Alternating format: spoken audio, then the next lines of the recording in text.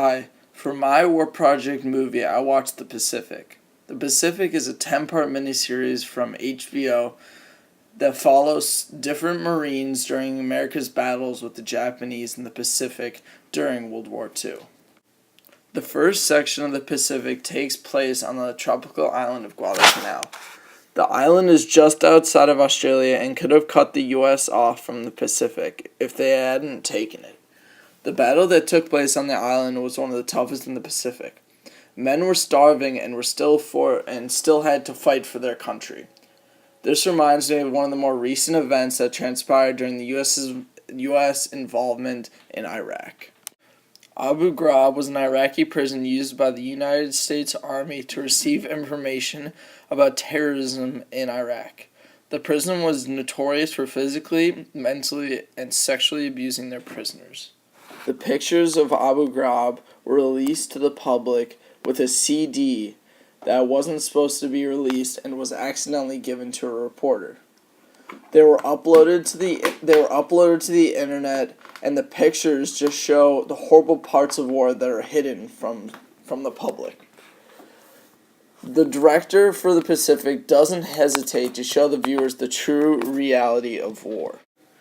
In this photo, you can see U.S. soldiers searching dead Japanese bodies that were killed the night before in a gunfight. In this shot, hundreds of dead Japanese soldiers cover the beaches of Guadalcanal. It is a horrible sight which the director wants the audience to notice. The next event I want to discuss is the 2000 recount. This was an event that would be known as one of the U.S. presidency's largest controversy. It was an election between Al Gore and George W. Bush. Florida was the largest swing state in the U.S., and something had gone wrong with their ballots. There was a recount, and it was taken to the Supreme Court, and after a couple months, the Supreme Court ruled in favor of George W. Bush, who had won all of Florida by only 537 votes when over 6 million were cast. The U.S. 2000 recount makes the U.S. voters look back and ask themselves if it was actually fair.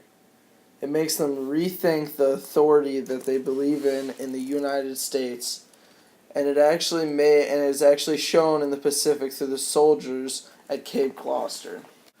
On Cape Gloucester, the troops experienced the worst terrain of any war that they were ever involved in.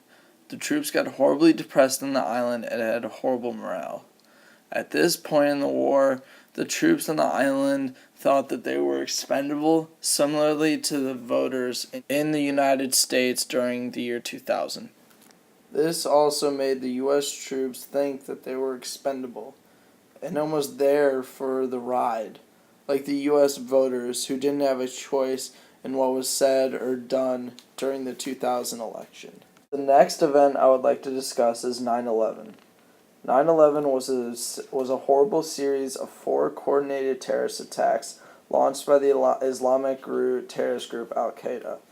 The attacks killed almost 3,000 people and were mainly targeting the World Trade Centers.